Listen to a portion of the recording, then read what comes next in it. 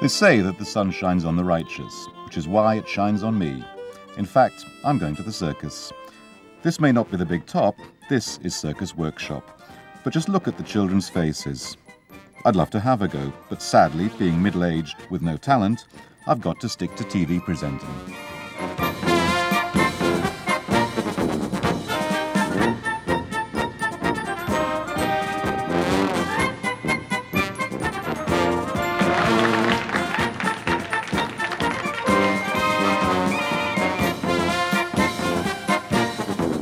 How do you keep your sanity doing this?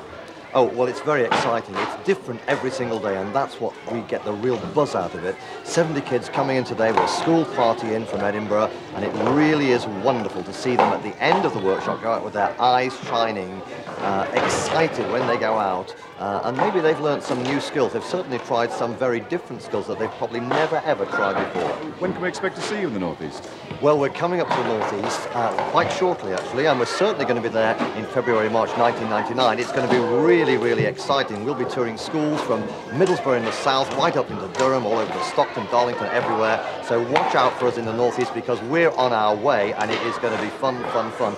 Oh, well done, George. There have always been spooks and bogles in Edinburgh, but now there's Circus of Horrors. Circus for grown-ups, in fact. Let's interview one of the vampires. Hayes, you're a true star. Thank you very much. The last time we spoke was in the sort of cafe that only vampires go to at 2 a.m. in Stockton. Yeah. And now you're in Edinburgh. You've done Stockton this year. How did it go? It was fantastic, yeah. It was, unbelievable. We played to over 11, I think it's about 11,500 people in 10 days. One day we had over 1,200 in with 400 turned away outside. It was absolutely phenomenal. It was the best we've ever done anywhere in the world. So Stockton's in a category of its own, but this is the second best city in the world. What do you think of it? I love Edinburgh. I think it's a fantastic city. It's got architecture. I mean, where else could you walk down Princess Street or any street and have a castle on one side and a McDonald's on the other? You know, it's a lovely, beautiful city, fantastic architecture, and the festival is something very special, really. Yeah, there's a sort of whiff of rock and roll about the whole thing, isn't there? Yeah, of course, it's a rock and roll circus. What we've done is taken a lot of traditional circus acts and dressed them differently, given them a horror scenario, and that's made a modern alternative circus. Frightened? You will be. Meanwhile, near Princess Street, there's someone lurking in the bushes. Look out, it's a tramp! Nick Mission, comrade, friend! He's a German! Charles is surrendering! South Tyneside College are in town with the Machine Gunners. An astonishing play with talented young actors and featuring Tanya Miles. Add music by Tanya's father John, and you have a show which must be seen. John, you wrote the music 8 years ago. How come it's taken so long to get it to the stage? Like everything else in this business, it takes time. I wrote it 8 years ago, yes, and we kind of hawked it around a few people in the theatre, and there was a little bit of interest, but nothing really happened. And I forgot about it. I went on the road and toured with Tina and doing the usual stuff. Sure.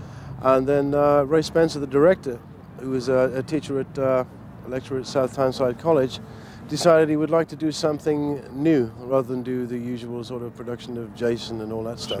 Sure. And so it came from there, really. And I came back home from tour to find that it was almost in production at the time. Tanya's in the show. Are you keeping a fatherly eye on her? Well, the cast are really having a great time. I think it's a fantastic opportunity. If I was their age, I mean, when I was 18 years old, if I could be up here at the Edinburgh Festival 3 weeks, doing a show in the afternoon, I'm going to see as much. I only hope that Tanya and my son John, who's also in the business, enjoy it as much as I do. Do you see this as a career now? Yes, I hope so, because I've always sort of followed in my dad's footsteps, and it's something that I've always wanted to do. So hopefully, fingers crossed. Right. Your dad's been around a long time, and he knows that it's not an easy trade. Has he encouraged you? Yes, a lot. He's always we've always been to see him wherever he is around the world, and it's just something, every time I see him, it's something that I've always wanted to do. In sickness and in health, in poverty and wealth, we're a family. No time to wonder why, when it's either do or die, we're a family. And a family will stay. All our dreams will find a better day, and this family. Ray, you're playing a really prestigious venue. How do you come to be here? Well, we're very lucky because some people came down from the Assembly Rooms, which is the main venue to play in the Edinburgh Fringe, to the Customs House in South Shields, which is where we first put on this student production. And they loved it, and to our surprise invited us up to the Music Hall, which is the big venue within the Assembly Rooms. So it's just luck, like showbiz is. But you know what, we're the best kept secret of the festival at the moment because it's a terrific show. Everybody who comes to see it loves it. But the publicity's been great though, hasn't it? You're saying secret, but you're getting very well known. We work really hard.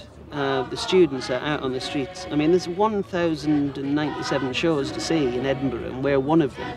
And you've got to fight for your audience. So in terms of their experience, they couldn't get better. Together's the only